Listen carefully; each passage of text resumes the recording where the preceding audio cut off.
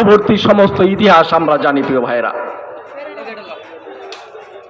দেশি বিদেশি ষড়যন্ত্রের পর তাকে হত্যা করা হয়। তার পরবর্তীতে এরশাদ সরকার ক্ষমতায় আসেন এবং দেশে দুর্নীতি অনিয়ম সারা দেশে যখন বিরাজমান ছিল, ছাত্র জনতার আন্দোলনের মাধ্যমে এরশাদের পতন হয়। তারপর 1991 সালে একটি সুষ্ঠু নিরপেক্ষ ভোটের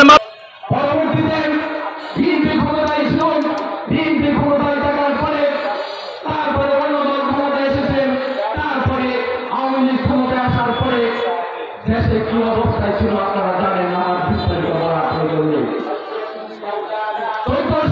নির্বাচন হয় নাই, 153 আসন বিনা ভোটেই নির্বাচিত হয়ে গেছে।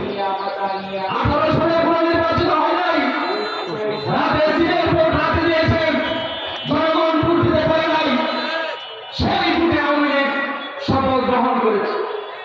তার পরবর্তীতে 24-এ নির্বাচন হয়েছে, সেই নির্বাচনে ভোটের মাধ্যমে জনপ্রতিনিধি হয় নাই।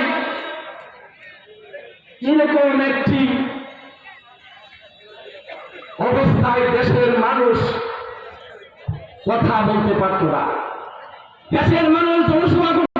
আমাদের দেশের আন্তর্জাতিক খ্যাতি সম্পন্ন যে বরেণ্য আলেমরা আছে, কোন ইসলামী মাহফিলে গিয়ে সত্য কথা বলতে পারত না।